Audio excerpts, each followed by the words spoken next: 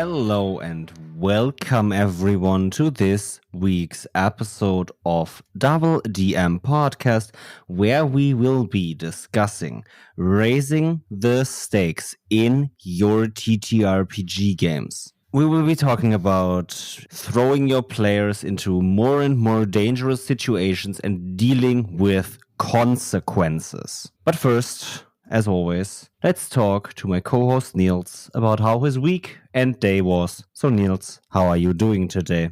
I'm doing fine. It's been a lovely day so far. I'm glad I can record with you today. So everything's great. How about you? How about your day? I'm doing great as well. Little bit hurt and bruised, but... From Kendo? Yeah. Other than that, everything is A-okay. Had a very, very, very lovely week so far. Hoping that it stays that way.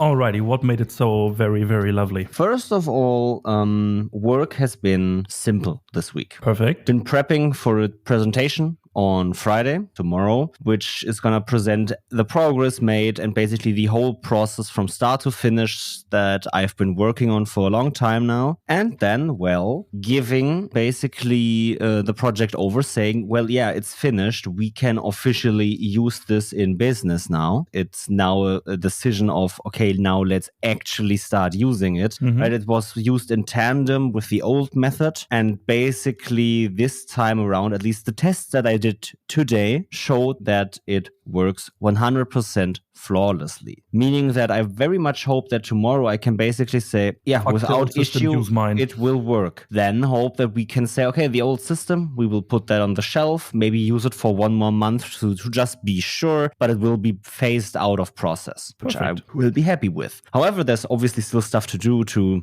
improve the process itself, but that's phase 3, right? Optional and advancements of the project, which then starts after that. But for now, it's just been me making sure that the program works, maybe making a few adjustments, and then getting myself ready to answer any and all questions. So work has been easy. However, I have also had to work at the printing house for another thing I'm doing on Tuesday. So that was a little bit ass, because that means that I spend a lot of time doing basically just the most basic, boring manual labor that you can think of, which is a good place to turn your mind off and listen to podcasts. So that was great as well. And then I had a very, very, very exciting TTRPG session. Tell me about it. Well, first of all, how was your week? Yeah, okay.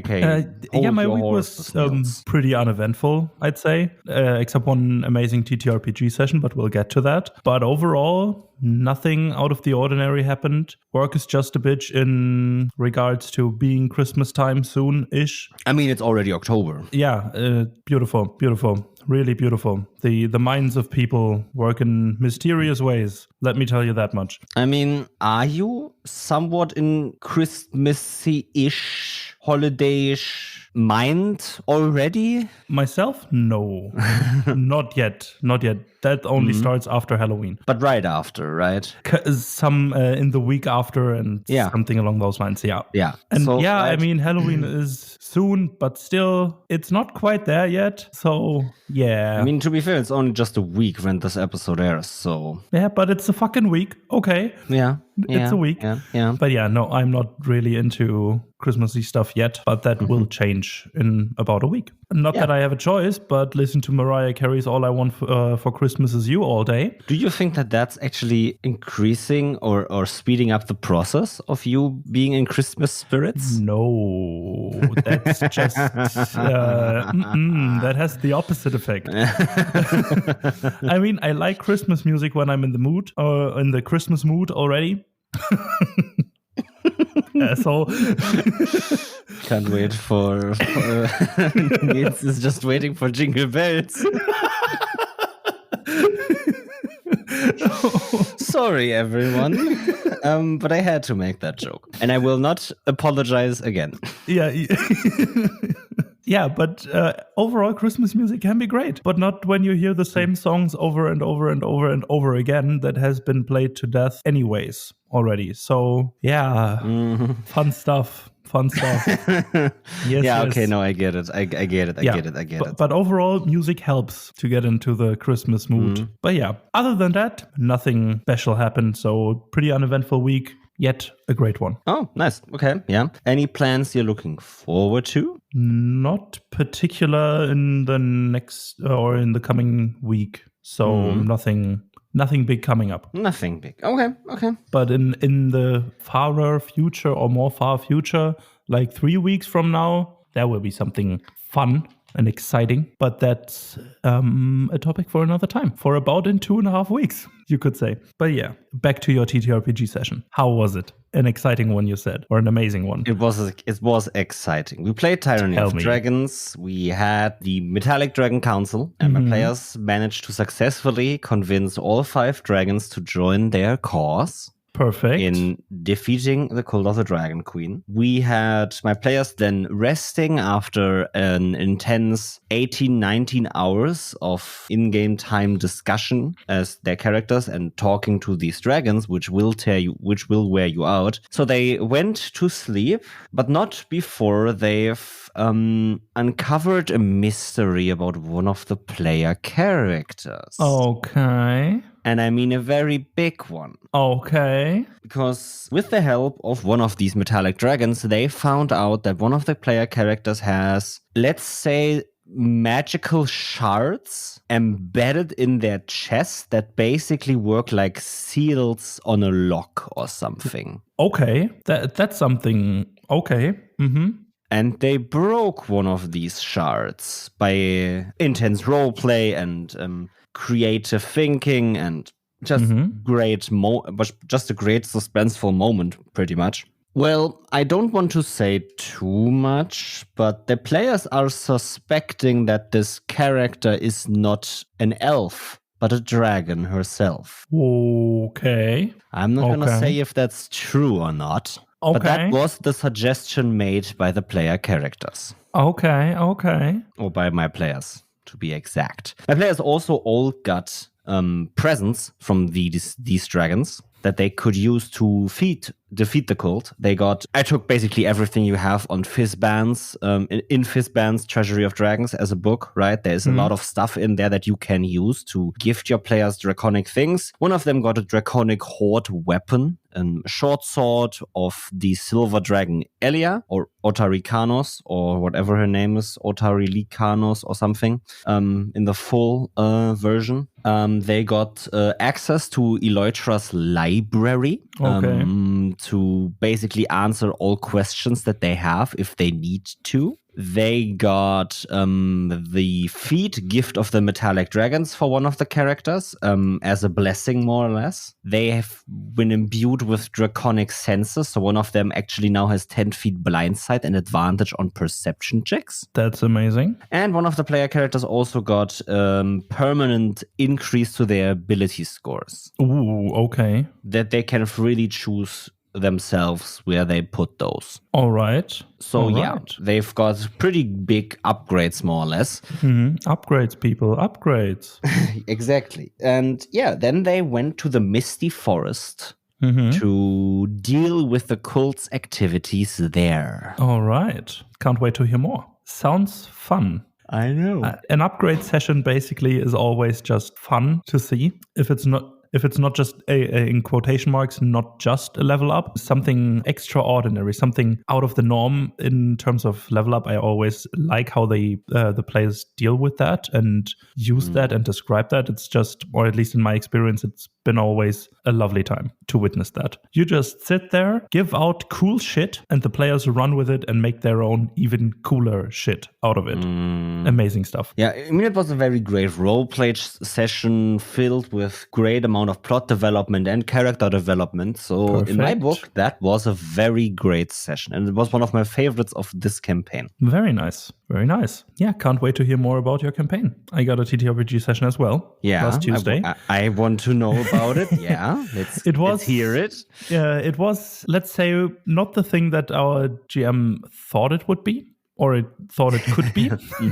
Because we have this quest to fulfill a promise that our paladin made to their honored god, because they once nearly broke their oath, and to restore that kind of connection and trust a bit, they basically accepted the quest, and we were just on the way towards that, and finishing up a side quest on the side as well that was on the way there anyways. But instead of going there straight away, we decided, hey, let's hit the black market first to gather some information. Why ever, right? But black market's good source of information, potentially at least.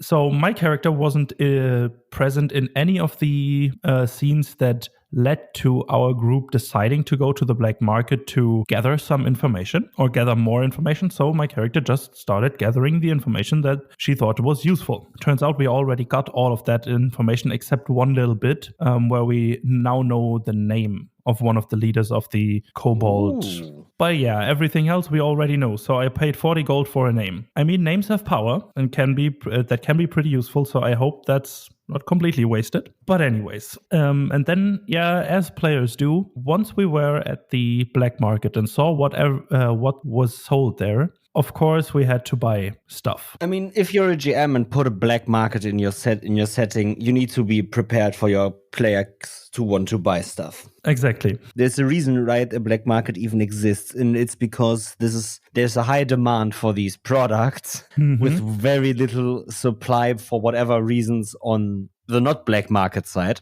So turns out we don't have any real big money, so we had to scam our way a bit through, which was pretty fun because we had a gem encrusted goblet of some sorts that we talked to one of the vendors and completely made up a more or less fake history about this goblet and made it seem like a one-in-a-lifetime ancient artifact that we then sold for 450 gold, although it was roughly worth about 100 gold. So we scammed the scammer. That's always good. Then used that money to buy a weirdly looking armor that no one has ever seen before. No one has ever seen anything like that before.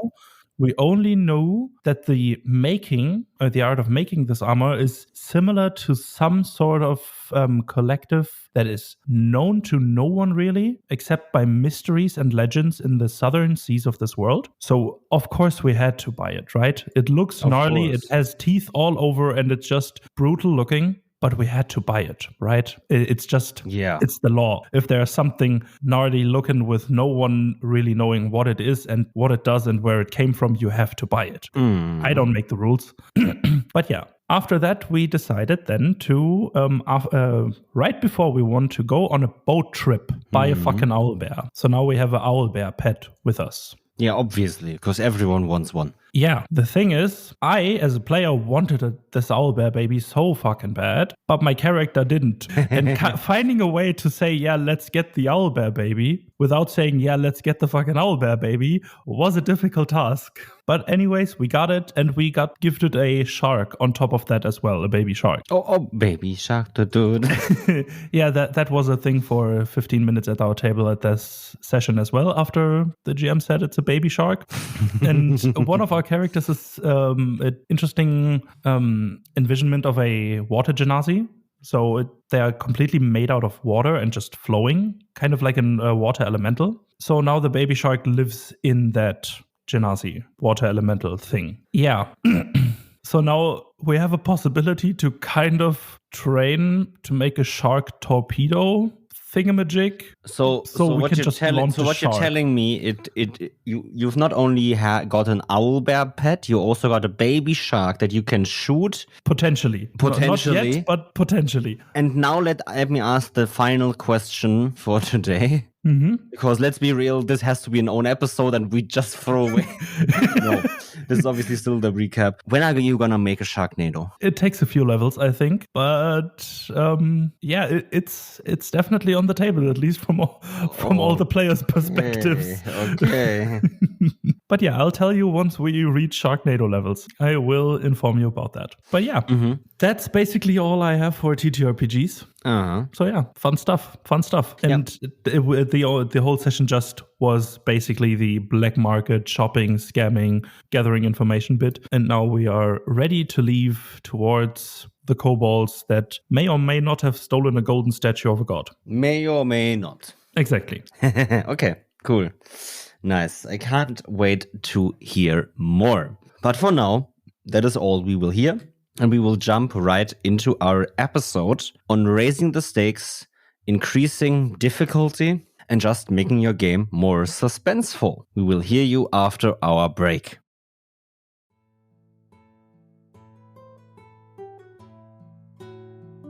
Hey listener, how are you enjoying the show so far? Tell us about it in whatever way you see fit. Go to our social media pages and add us or DM us about your favorite episode of the show. We would love to hear from you on what impact our show might have had on your home games. Or you could review us on your podcast app of choice and leave us a nice message with a 5-star review. And if you want to go above and beyond, bring a friend into the fold. Tell them about our show and refer us to them so they can get a piece of the pie as well. Thank you for listening to DoubleDM and joining us on this incredible journey.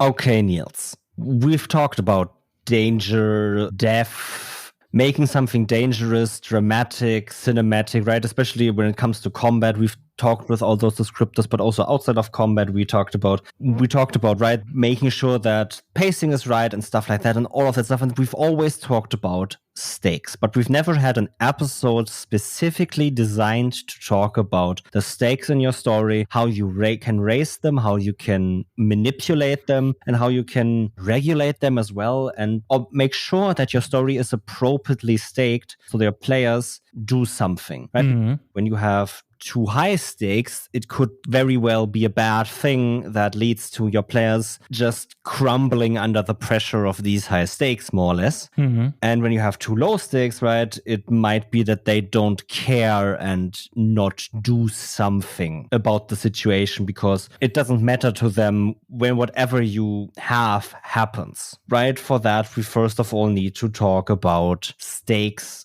entirely and what they are, and generally, right, what we understand under the statement of stakes in TTRPGs. So what are stakes to you? I think of them a bit when you take a simile of gambling, that the stakes are the bits at the table. Interesting, yeah. What you bring to the table and what is on the table in general. What can happen? What could go wrong? What could go your way? I think all of that combines together in the stakes of the game itself. Usually you have to weigh the options. Is it worth my time or my efforts or whatever in TTRPGs to proceed on that path or to get that goal or whatever, right? And I think what is on each side of the scale on that weighing factor or weighing part, these are the stakes of the game. At least that's what I would say. For that analogy, I want to ask, because you talked about having stuff on the table, having stuff on the scales, evaluating what path to take depending on what is currently basically in the game. Mm-hmm. So what are the things that are being put on the table, right? The actual things that in TTRPGs we put onto the table, right? Because you just said thing. That can be anything. So specify that for me. Well, it can be a lot of different things. It can be threats that can happen to the world. It can be personal objectives that you can or cannot fulfill for your characters. It can be time pressure. It can be just monetary value or items, material things, personal things. Basically everything that would make the situation or could make the situation more tense. Okay, yeah, that makes sense. But I think there is a difference between the things you've just said in themselves. Because, right, the first thing you said was what? Threats. Okay. And the other things you all mentioned basically are just more granular than threats because, right, the item you basically put in, when we think of TTRPGs as basically a poker game, and your bid is your magic item. The stake is that you are gonna lose your magic item. That's once again a threat, right? The threat of losing that magic item. And I think that's what stakes are about when thinking about TTRPGs, or even in general at, for example, a game table or a poker table or whatever. Stakes are about the consequences of what happens. Not just what you do, but what happens in the game, right? Doing nothing is also an action you take, and therefore doing nothing leads to consequences, right? But stakes themselves are not the consequences, right? The consequence is you lose your magic item. And the stake is way less of you lose your magic item because we have reached this level of stake, let's say that. It is the threat of that consequence. Exactly. How likely is that consequence? Potential of consequences are the stakes, basically. If I understood you correctly, more or less, right? It is the threat of those consequences, and there is always more than one consequence in play. So the potential of all consequences that are currently in play are the stakes of the game, right? And you coming back to what we said this episode is going to be about. It's about raising and regulating stakes. Obviously, it's very easy to put in more consequences, but I think just putting in more consequences does not raise the stakes, because stakes are only as high as their highest consequence right now. Exactly. Because what are a few consequences that we can think of very easily for player character groups that we could then as a group basically value as stakes, right? What are typical consequences that we can think of? Losing money, losing magic items, losing a party member. Okay, or that's enough. The city being destroyed. Losing money. Okay, those three. Losing value, let's say money and magic item is the same for this instance. Losing life and the destruction of the world or property or parts of property. The world or whatever. In comparison, I don't give a fuck if I lose 1,000 gold pieces if in the same turn I lose an entire city. Exactly. It just doesn't compare. It just doesn't matter. And the stakes are only as high as that highest consequence. More or less, right? Obviously, kind of. It's a kind of thing, right? It's always a kind of thing. There's accumulation in them, but the highest consequence will be, and this is a fact, the one that your players are gonna focus on, usually. Yeah, but I gotta say that even small consequences, or when the severity of these consequences is pretty low, in like you lose 100 gold pieces. Yeah. But if you do that over and over and over and over and over again, these consequences lead to even more consequences that then again could propose a bigger problem being a bigger problem at hand. That's then a consequence chain. That's something I wanted to talk about later. Okay, gotcha. But I get what you mean. It's very important to mention that, right? Especially when you have basically the same level of consequences, right? Losing this, losing that item, losing this thing, right? The loss of possessions, let's say that, right? And you can have two consequences that are the same loss of possession. You lose money and a magic item, right? That's more severe than just doing one of the two. So especially when the things are on the same level, they do accumulate. They do become greater together. But if those things accumulate, they are still not as dangerous as the one big standing monumentous colossal stake of you lose the city. Exactly. It's always a comparison act. And I think especially with stakes, it is even more so, because just one consequences can be inconsequential to everything else, kind of. But in comparison to something that that happened before or could happen after that, then it gets lowered or raised or lowered, depending on what came before and what comes after. Just because of the things that could happen, the severity could be pretty fucking low or could raise to unimaginable or unfathomable heights, just because of the things that could lead or that could come from that. And there we are in these these causality chains that one thing leads to another, that leads to another, and so on and so forth. Yeah. Where you then, which I think you could technically or theoretically see them as one consequence, but that would boil it down too hard because you want to stop that chain. And that's the stake or the enticing thing for your party to do when you have or when you notice that this consequence chain is going and it starts rolling and rolling. You want to interrupt that as soon as possible. I think for that, there's something very necessary to be talked about before we get to those chains, and that is perception of. And we've said so many countless times that what TTRPGs are about what is being perceived at the table and not what is being hidden behind a veil of screens and whatever, right? Exactly. If I know there's a shadow curse coming from a different continent and if my players don't do anything to stop it, it's going to take over the whole world. Cool. Nice idea for a plot, but it only works if my players are actually encountering the shadow curse. If that threat just goes on and on without me giving my players the prompt to interact with it, it has already won. And therefore, it cannot be a good stake, for example, or a good consequence. It cannot be because my players have not perceived it. So your stakes need to be perceived. And going with the gambling table example, you're the dealer as a GM. You're the dealer. You're not part of the players. You're the dealer. And I think that's also right where a quick anecdote where the idea that the GM is also a player kind of breaks apart. Because yes, you are part of the player group. You are playing the game. You are having fun with all your friends and it's collaborative, period. But at the same time, you also take the stance of a dealer that doesn't necessarily has more control over the game because a dealer, right, they have control over the game, but only in a referee sense. Exactly. Not in a I control every single card on the table, because that would literally defeat the idea of a gambling game. Exactly. With poker. So it's actually kinda very good to talk about the poker table because you're the dealer and you might have more knowledge about stuff at the table, right? For whatever reason. Mm-hmm. You have an elevated position amongst the all other players are equal in front of you, and you're on an elevated position because you have more hands on the cards, even though you don't control the cards themselves, right? And basically, you are the one that presents stuff. You are the one dealing the cards.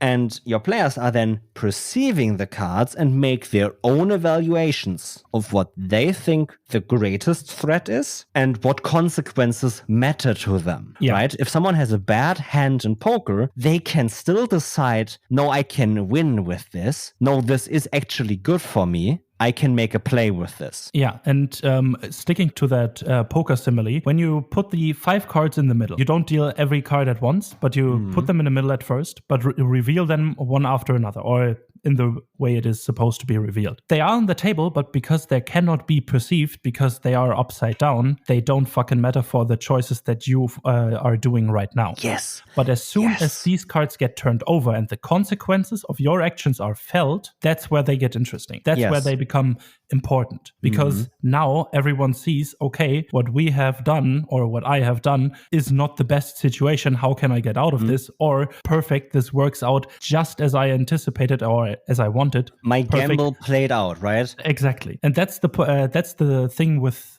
stakes. Because the stakes are the potential of consequences. And you can just feel how high the stakes are or were when you don't know the outcome yet. But a way for you to increase the stakes in the future is to show them or show your players what their actions have done. I think there's one thing very important to stakes, because you can do your best as a game master to present the stakes at your table and your players just don't care. That is a thing that can happen, and there is not much you can do to fix it. Your players are their own people with their own ideas and own perception of things. And if what you presented to them just doesn't matter, that's a thing that happens. And it's not a fault on your part that you did a bad job of showing it. It could just be that it's a mismatch of expectations, of just a mismatch of expectations. expectations. It happens. However, I think for stakes, especially right when you want to raise them, you need, first of all, for stakes to even exist, you need investment. Yeah. And especially when you want to raise the stakes, you need to have investment in what has been already there. If your players are invested in the consequences that the kingdom they are currently in is being destroyed around them by this invading army. Exactly. Just having the players run around the world and then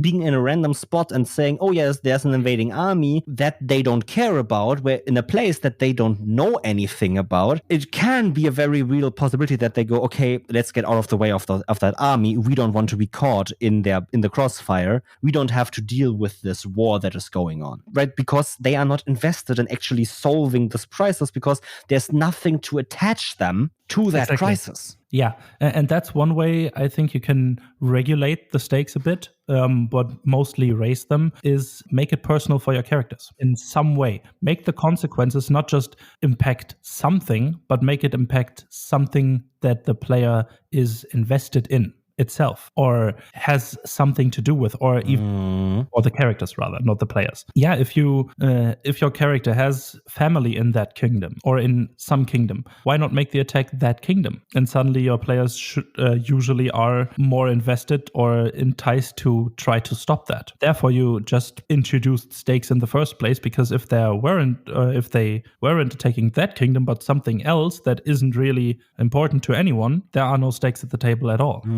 And this is again with the perception, because just knowing that something happens or is something completely different than knowing who or what it is going to happen to. But I also think, right, I get what you're saying, right? You need to make it personal. But I also don't want to say that every stake that you put on the table, every threat needs to be a specified personal threat. Exactly. Because, right, there is discussion about death being the greatest consequence to players because all they care about is their character. And I think to some degree that's true. The main thing the players care about is their player character. But that's obvious. Obviously, they do care most for their player character, but because at the end of the day, it is the way they interact with the game, 1. 2, it is their own creation. 3, at the end of the day, it is a game. It is a fun game night, and just like in a video game, but less so, they do care first and foremost about what happens to their character. They always do, and that is just a fact. That is not necessarily a bad thing, but I also think that saying that players only care about their characters or what is personally mattering to that character is also false. You just need to do a better job of connecting them to something. Yeah, and I think this is again where these sort of chains come in. Yes. Because you don't necessarily have to make every consequences about a single character or that character, or every consequence being personal to one or to every character itself.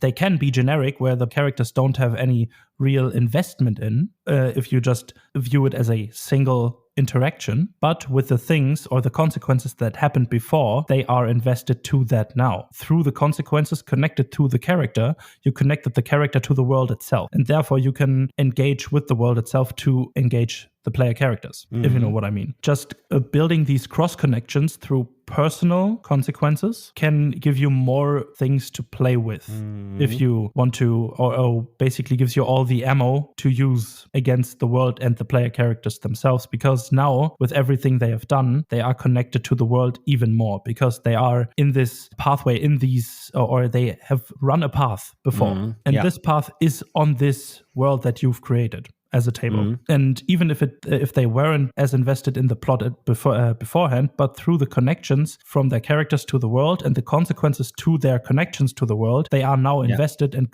connected to the plot at hand, and therefore invested as a whole. And you don't have to then aim the consequences at the player itself, but rather making the plot more severe or advancing the plot without them having anything or any positive effect that they want to have. That's another thing that you can do. It's not just going against or personally attacking some aspect of the character, but once they are invested in the plotline, advancing the plotline without them having it changed for the better in regards to their own view. Because if we take that invasion example again, if they are invested in that and say, yeah, we want to stop that, the consequences or the potential for consequences, army might invade because you were not fast enough or couldn't convince that person or so on and so forth, right? There are a billion different options. But one way to, or another stake that you could put on the table is just, okay, yeah, you didn't, so the plot line advances. The army invades. Time goes by, army invades. I think that is something very important to mention. I think a great way to raise the stakes, and especially the involvement of your players in those stakes and the potential of consequences at the table, the more or less call for action. The world around you will become a worse place unless your characters rise to meet the threat, rise to meet the opposition, rise to meet the whatever. If you don't do something about this invading army, and that is something that you then should, for example, portray. If you want your players to actually stop the invasion and not just perceive it as, yeah, this is a world event that needs to happen, show them that the world will become a worse place if they don't do anything. They are supposed to do something here. And your players know that. Let's be real. Your players are not idiots. They know that when you present something at the table, that is for a reason. And they are trying to figure out in the first instance of perceiving this if they are supposed to interact. Showing them that when they are not doing something, everything will be worse is a very surefire way to get them to act on that.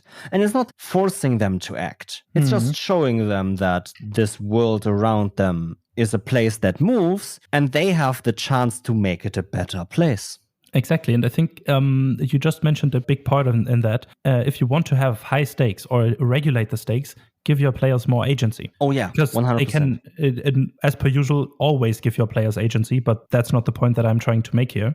But the more agency they have, the more their actions are felt by themselves. Because if you have the option or all the options to do the things that you want or don't want, and then see what your actions have done, is way more enticing and more engaging than seeing something happen that you couldn't have done anything about, right?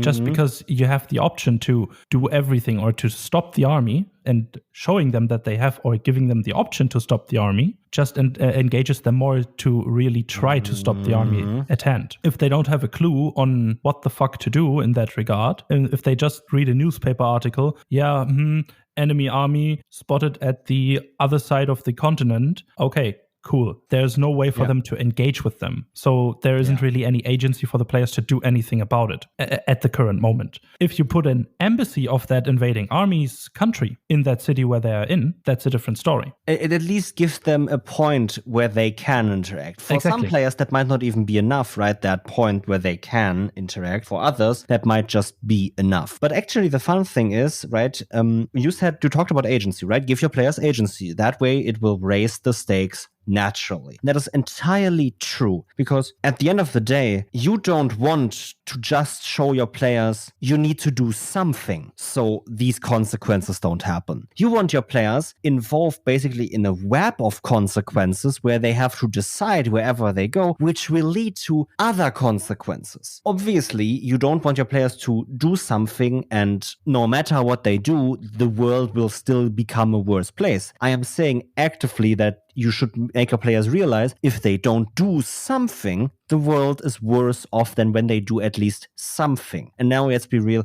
something of the right path, right? Your players can also decide, let's join this army and raise hell across this country. They can do that, but that is going to be the evil playthrough. And that leads to a worse world. Yeah. But at the end of the day, it is their prerogative to do something. But it's not just their prerogative to do something with the agency you give them, but also you should make them do something with the consequences you create. And then, therefore, however they choose to do something, it will lead to consequences. Exactly. And that those consequences can at first obviously be positive. And then down the line, naturally, there might be other downsides to what they did. You don't necessarily need to force this. This is very important. Sometimes decisions your players make should just be rewarded with good things and not just made morally gray because, we need some bad things as well to this side. No, your players can save the fucking day, especially if they do the right thing. If everything aligns, they should be able to do the right thing and save the day. But also, right, if there's an invading country, your players actually stop the war. They somehow make it possible to stop the war. Maybe they kill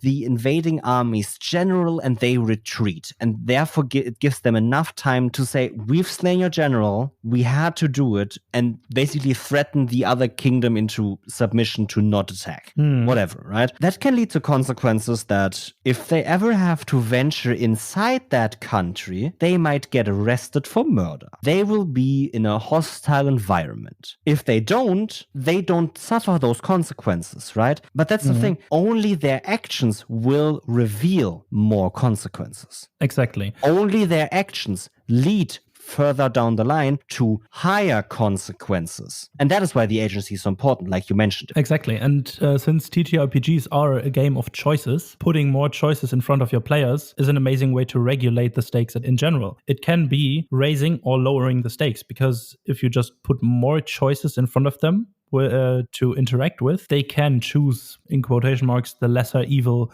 that could go wrong if they go that path. And yeah, it just because we always talk about raising the stakes, but what if the stakes are too high? How can we deal with that? How can we lower them? Right, we talked about downtime and stuff like that, where the stakes are in the moment lower. But we were talking about basically the bigger stakes that are currently on the table, right? The threat of the impending doom, whatever, is still there.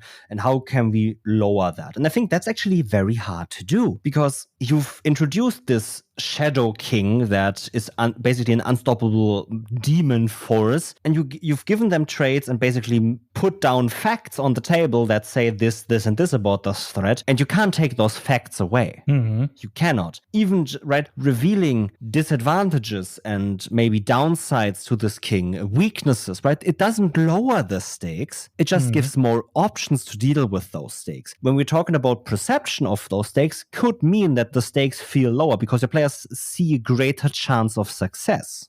However, the stake, the consequence, this king is threatening to eradicate every single living being on this planet, did not change. Yeah. It's just that the player's success rate skyrocketed by finding this weakness. And I think that's how you lower stakes. Because you can't really lower them, because you've created them to be this high. What you can do, however, is increase the chance of success over that stake. Especially in TTRPGs, that's what it's all about, right? Your players take a chance, and if it works, it works. If you increase that chance, it feels, first of all, like they have a greater chance, obviously, but also they have a greater chance at success. And at the end of the day, stakes are not necessarily just about, right, oh, there's a consequence, but it's also about how can we best deal with this consequence? What's the greatest chance of success plan that we have? Yeah, this is if we get back to that poker analysis, analogy. Basically, it's when both parties of that interaction, the let's go with quote unquote evil and good side, for ease of argument here, both are all in. And then the last card gets flipped. And from the bidding before, and you've noticed that this card could screw up the plan of the other player, but it works in your favor because the hand cards now perfectly match and all of that. That lowers not necessarily the amount of money in the pot, doesn't get lowered by that, but your chance of winning does. So you feel more safe. So it's a bit less tense, because now with more information, you have not necessarily lower stakes, but a higher chance of winning. And the same goes for TTRPGs. And I think overall, not just creating weaknesses or anything along those lines, but being more generic, giving your players information is a key to giving them the option to increase their chances of success, and therefore lowering the perception of the stakes felt, just in general. Information. Definitely meant players here, not just the characters, because if you give the characters information, that's one thing, but if you give your players the information that the item that they just found is perfect against that creature, that's not an information that the characters might have, but your players do. No, but even if the characters have it, right, it's the players, at the end of the day, the player's perception matters. Exactly. And I think one other thing that I want to talk about that we've kind of scratched on already here is another thing that is important when you are thinking about the stakes in your game. And this is once again something that DoubleDM has said countless times. The dice tell a story too. The dice will be your friend in deciding the stakes of a situation, of a greater plot. Because at the end of the day, it matters. Chance matters. And right, you increase the chances of success for your players by giving them information, by giving them the magic item to defeat the Shadow King, whatever. But their chances are still only 60%. That's a chance the players will take because it's the highest they can get. But that's still 60%. So if we boil everything in the final confrontation down to a single D20 dice roll, your players just need to roll an 8 or higher. Obviously, right, we have a countless number of dice rolls in the combat to, first of all, restrain the Shadow King, then jam the magic item down his chest, and then chant the magic incantation, whatever. Right? Yeah, no single point in failure and all of that, blah, blah, blah. Yeah, no single point in failure, obviously, but that also just doesn't matter to the point here. Exactly. It's if you completely take out chance, right, you have decided already if the Shadow King wins or the players win. And I'm going to be real, no matter what percentage you had before, most GMs will err on the side of the players win because that's more fun. If you're not that type of GM and say, yeah, my demon wins, I'm not going to say that that's better or worse because I think predeterminedly deciding what the stakes are and especially what consequences come anyway is bad regardless of what you do because it, at the end of the day, means that the stakes didn't matter at all. Your players worried for no reason because if they had just known that you were to decide it anyway, it doesn't matter. And I think everyone can see that. Everyone can see that the chance needs to play its part. And that is also a thing, right? If your Shadow King rolls shit dice, that increases the chance. If your players roll well, that increases the chance. If your players roll bad, that decreases the chance. And then again, it raises and lowers the stakes automatically for you. And in a game where every single dice is supposed to be a normal dice, meaning that every side has the same equal percentage of coming up, which, let's be real, I assume that all your players play with fair dice and balanced dice. I just assume no one cheats at your tables. Sorry if that assumption is wrong. That just means, right, that it's first of all a natural regulator for you. And second of all, it balances out regardless over a course of time. If I roll 1,000 dice rolls with the same dice, I expect every single number on that D10 to come up roughly 100 times. Meaning overall, the balance is kept. Exactly. But that's, again, statistics because you can put chance into that, but a single dice roll of a D10 is not a good reference for all the sides being equal. Yeah. And coming back to TTRPGs as a whole, the more choices you have, the more equal it will get or the more reliable it will get, just because of statistics. But at the end of the day, right, the statistics is the perception of chance for us. That's how we perceive chance. We look at the statistic, okay, I have a 5% chance to roll a natural 20 on every single skill check and ability check and saving throw and attack roll and whatever. So I take that chance, right?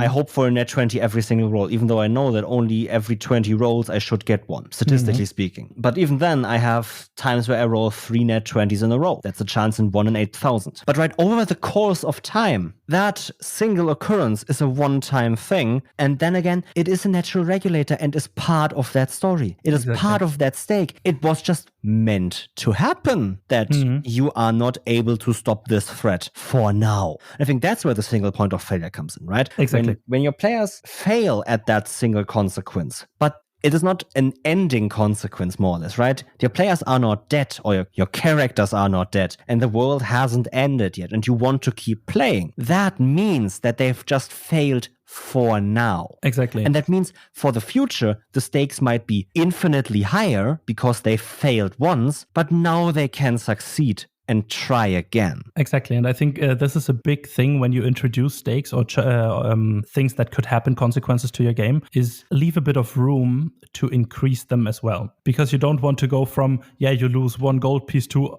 if you do this, if you don't do this, the world will end. That's not a good progression. And I think progression is a big thing here because you want them to increase over time. Not with one consequence to another. It's just completely devastating difference. But more or less, it could feel the same level of intensity all over. But if you look back and see, okay, this consequence is, why did we even care about that back? Okay, back then we were in a place and all of that, right? Progressing and increasing them slowly over time is a big thing to make them more felt and not just arbitrary. Yeah. It kind of, and there we get back to the chain thing. It's not necessarily that one consequence leads to another, that these chains are a completely different thing, but a chain of increasing the severity of consequences or the potential for consequences. And in the early stages, it might be just one of two options that could happen. But in the later stages, it could be one of 2,000 things that could happen. And just having the multitude of different consequences that could occur also increases the stakes, but without increasing the stakes, if you know what I mean. It's a bit weird because it's still just the highest stake is the one that is perceived as the epitomes,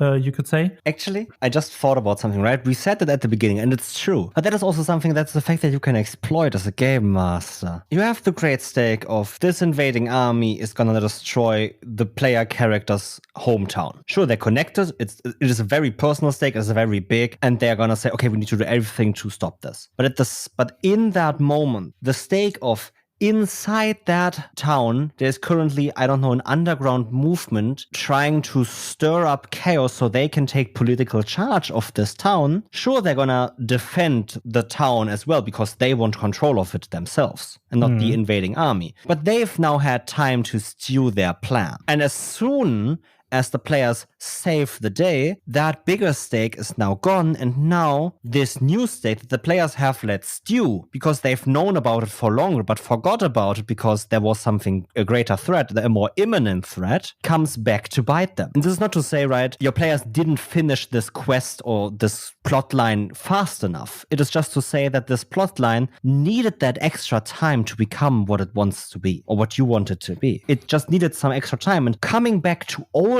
threats now in greater magnitudes is a great way to show your players that these stakes are progressing. They need to do something about the stuff that you present. And that is how you get them to do the stuff, to actually interact, to do the actions that you call for, whatever way they see fit. But you show them that by making old stakes into new, bigger ones. Yeah. And I think you just mentioned time, and this is so important with basically everything in TTRPGs. Giving certain options or certain things in your world and your players give them the time to develop and do something with that development or use the development itself. For example, this plot, you could say. This instance, giving this plotting some time raises the stakes, but the sooner the players interact or interject there, the lower the stakes will be. And in general, time is a good regulator for stakes, I think. The more time pressure you put on things, the higher the stakes are going to be, because you don't have time to prepare as much as you would like to, or to train, or go to a training montage, or have a tournament arc, or whatever. Just regulating the timer a bit of when things are going to happen is a great way to regulate it. And coming back to the Shadow King example, letting there be some sort of reason why they can't invade yet, for example, decreases the stakes or lowers the stakes, because now you have more time at hand. But if there is a reason why it's going to be expedited, this just increases the stakes. It's basically a knob that you can turn without any steps. It's just you increasing and decreasing the stakes is pretty fluent, and you kind of have to do it on the fly, but also not. It's a bit weird, but having the pressure or the intensity of certain consequences fluctuate a bit can also be pretty interesting. Because that then, when you focus on something else and then fluctuate the intensity of the potential of that consequence, might just get your characters motivated to do something now, because now is a good time to act. Because before, the intensity was, or the stakes were just too high, the risk was too great in regards to the advantage or outcome that they would get. But just because the opportunity or the chances of success fluctuate a bit, they can choose the best point for them or for that situation in general where they are in. 100%. Fluctuating the the intensity of consequences or the intensity of chance of consequences is, I think, pretty important to regulate the stakes itself. And having that fluctuation and having a way to regulate that is pretty important as well. I think, right, we've talked a lot about, right, having a lot of stakes, them fluctuating, raising them, blah. This is all so hard to keep track of, right? Because in a developed game, the players are like level 12, 13. That is something, for example, that is currently at my tables. And I'm thinking to myself, how do I keep track of all the things that I've pressured them with to do something? And basically what the consequences are around the globe, more or less, for what they do. And that is, I made a map of mostly the important factions and players in this game. So my players are a group of one. They are one entity. Then all other factions and groups that they've met and I've pressured them with are another entity on that map. And for each group, I more or less wrote down who stands to gain what from something happening. I don't know, the metallic dragons currently want to destroy the cult of the Dragon Queen. Great. They are allies in a cause. But they don't want to do it with the mortals basically fighting side by side with them because they think that that would just greatly diminish the effectiveness of their holy crusade against the chromatic dragons and their leader Tiamat. Basically, the consequence is when the players do not convince the metallic dragons that the metallic dragons will not fight alongside them, but also will do their own fight, which will maybe cause consequences and problems for the players and their factions. And who stands to gain what from this? Right? The cult obviously stands to gain when the metallic dragons and the other mortals do not align, because that is what the cult has. Their advantage is currently that they are mortal, basically man and woman and non-binary people and dragons fighting side by side. That is their big advantage currently, why they are a force to be reckoned with, because every single army that is currently pushing back against the cult on this continent has a problem that there are dragons flying overhead, raining hellfire or acid down on them. And the mortals obviously stand to gain when the players succeed, that they have their own dragons of their own kind. But there are also other factions, right? For example, I don't want to spoil it because my players might be listening, but there are other factions that could stand a very positive impact on their cause that would be negative to the players when they actually do convince the metallic dragons to join. Because that would mean the metallic dragons are joining the fight and maybe being distracted from other tasks that they wouldn't be distracted from if they weren't siding with the mortals. And basically, right, for every entity or every NPC, depending on the level of stake, I'm thinking about the stake or of the consequences of the threat that is currently happening and which group explicitly stands to gain and be part of that consequence and part of that threat. Because yes, the threat itself is important, but I think it's way more important to have those consequences of those threats. And the best part to look at the consequences is what consequences do every single group involved suffer from this threat? Exactly. What do the players suffer? And if I don't have something what the players suffer, yes, I'm gonna think that this threat and this consequence is not necessarily as important to my players because they do not suffer from it. Yeah. What I like to do in that regard, in trying to keep track of all that, is writing down the threat itself and then basically make a table of what influences these threats or consequences these threats could have on all the different factions. Kind of sorting it by threat or by consequence and then seeing how it influences each faction or each party that is kind of regarded by that consequence. That's just a personal preference because I like tables. I think they're pretty... But you could have it as a mind map. You could have it as a bunch of notes floating around, however you see fit, right? But kind of keeping track of the interactions between consequences and the different factions at play, important to make these threats or these consequences and therefore the stakes felt by everyone at the table, including you and the players. And I think, that's kind of all I really had to say. I think one other thing, one surefire trick, I think, for me to raise stakes or especially play with stakes is pacing. Because I'll just love basically gripping the game by the neck and saying, well, there is no time to decide anymore. Make your decision now. You don't have time to talk this through. The invading army is at the doorstep. They gave you an hour. You had that hour. Now make your decision, period. Yeah. Or they might not even give you an hour. They are here. You need to do something now. You need to make decisions, because that way I force decisions. Yes, I don't force a specific decision. I just force my players to make a decision. Yeah. And that way is a great way to play with stakes. And let's be real, timing and pacing and basically setting a time bomb on something is a great way to raise the stakes. You can attach a timer to basically every single consequence you have. Yeah. And you have a timer attached to every single consequence you have, because otherwise the consequences might just go indefinitely and therefore be null and void. Yeah. But only if you make that timer known and perceived, once again, it actually becomes more of a consequence. And when you shorten that timer, the consequences become greater and greater and greater. And you raise the stakes naturally by saying you have less and less time to make your decision. Yeah, it's kind of an exponential growth, I think. The longer you have, the lower the stakes are, but it's not a linear growth, I think. No. The less time you have, the more it elevates whatever stake you have. But I think it's less a linear line, but a exponential curve. Yeah, 100%. It's amazing just seeing the players' faces when you really put a clock on the table and say, this is the time you have, make a decision. I mean, that's singular for the fact that the TTRPGs play on many different levels, and that is in-game and out-of-game, right?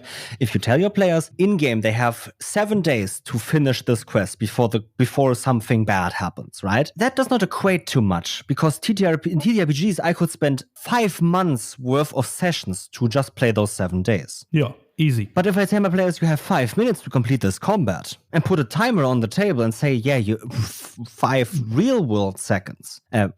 If I put a timer, you have 5 minutes to solve this riddle that I currently have here. And the room is filling with water. It's one of the most easy ideas, right? But that as a figurative speech, right? You have 5 minutes to solve this, and you actually only have 5 minutes to solve this. What do? Obviously, that's going to raise the stakes because it is shorter time, but it's raising them exponentially more than telling your players something that is way bigger, because 7 days instead of just saying 6 days, there's no difference, because that alone, that is enough time to do a lot of different stuff. And let's be real, you cannot sit with your players at a table for 7 days straight to actually play that all in real time anyway. So any time that goes basically above, let's say 2 hours, I think is the upper limit, at least for me, just becomes I have enough time anyway, because I can just basically, right, as a player, maybe that's a little bit naive and also a little bit mean, but I can just go into the meta level and discuss while no in-game time passes. Sure, you might say that that's not applicable at your table, or that is especially applicable at your table at every given time, no matter what timer you set. And that's okay, right? Your table, your rules. But generally speaking, right, if my GM sets a timer for in 2 hours, something happens and you guys have time to do this, I'm not going to be that stressed. But as soon as that timer ticks down to 1 hour, I'm going to be more stressed. And when it ticks down to 30 minutes, I'm going to be even more stressed. 50 minutes, oh fuck, we don't have much time. 7 minutes, oh fuck, bye-bye. Yeah. And then the last couple of seconds, this last 60 seconds where you can feel or hear every tick of the clock. Love that tension, but be careful with that. It can be a lot of it can be a lot. It can be a lot. If you do it too much, it won't work. Exactly. Do it for the important stuff. At the end of the day, right, we're playing a game. We don't necessarily need to actually raise that much tension. We can just say, the game is tense, because in-game it is tense, and that's that. And I think, with that, I kind of have nothing else to say about raising stakes. I think everyone listening should have now a very good understanding of what tools that they have as a GM to basically raise the awareness of stakes, raise stakes, and create the stakes that they want. So go out there and make your players' life miserable with your TTRPGs. Hell yeah. Obviously, you know what that means. We're not here to promote that you should actually do something bad at the table or be an adversarial GM. Yeah, but at the end of the day, it's fun to play the bad guy. Exactly. And everything we say is always keeping in mind that everything at the table happens in good faith, blah, blah, blah, all of that. So go ahead and terrorize your players. And with that, thank you all for listening. Here on the next one, and bye-bye. Thank you for listening to this episode of DoubleDM. It appears you liked this one. What we had to say and our advice helped you. Why not show us how we helped you in a rating, or even write a review detailing us how we helped? You can do this on the platform that you are listening on right now. It's just a few clicks, doesn't take long, and helps us out. It gets us out there and our advice into more ears of more people. Thanks again for listening and joining us on this amazing journey. Have a great day, and hear you on the next one. Bye-bye.